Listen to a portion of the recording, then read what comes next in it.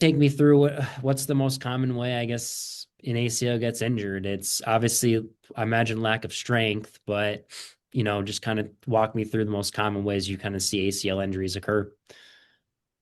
Yeah. So I think there's kind of two different ways to kind of put this in two different buckets. So there's contact injuries, which those are the ones where someone's falling on top of that leg, they're coming into a slide tackle, your foot gets caught, something like that. Those are kind of ones where we unfortunately can't do a ton of prevention around just because you can't really train someone kind of tackling you into the side there. So Yep. those are ones where we're less focused on preventing because just in sport, it's so chaotic that sometimes there are things that happen that we can't be planned for, So and we can't prepare for. So those are the ones that are a little bit more unfortunate and harder to control because there's more variables in that. But there's also that other bucket that are non-contact. So and I mean, probably a good majority of the ones that we see have been non-contact. So this is what we can do for this from a I don't want to say prevention because we can't really prevent any injury from happening,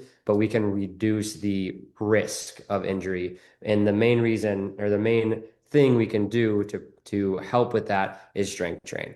So that the way I kind of describe it to people is it's kind of our armor. Like we're going into battle every time we step on the field, training and games and things like that. So we want to be the most prepared. And the way we do that is by getting stronger, right? So that's lifting weights, that's building yourself up from a jump standpoint, from a sprint standpoint, making sure we're prepared to actually do the demands that our sport requires. So with soccer, you have a ton of deceleration, which is kind of like hitting the brakes and we're stopping and then we change direction one way or the other. And that's really the most common way ACL injuries actually happen is those little, just short change of directions where we're maybe making a move and then going in, or maybe we're defending somebody and we take a little like weird step and we're kind of hitting the brakes a little bit. So for that, the quads are going to be a very important muscle to build up to have the capacity to do that in the game. So that is definitely an area of focus that we need to be strong in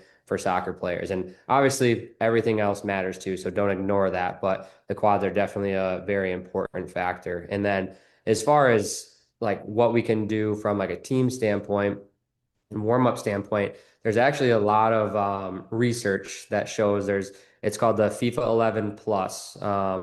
So basically it's just a warm-up and it actually has some strengthening exercises in there from like for like youth athletes and all the way up to like high school, college and stuff too. But it has a dynamic warm-up to work on some of those landing mechanics and strengthening and cutting and things like that. So then we're preparing our body so our nervous system is also ready to go. And we've already done these movements before we jump into training with a soccer ball at our feet. So now we're prepped, we're ready to go. We practice some repetition every single time you step out into that warm up. So your body just gets used to it over time.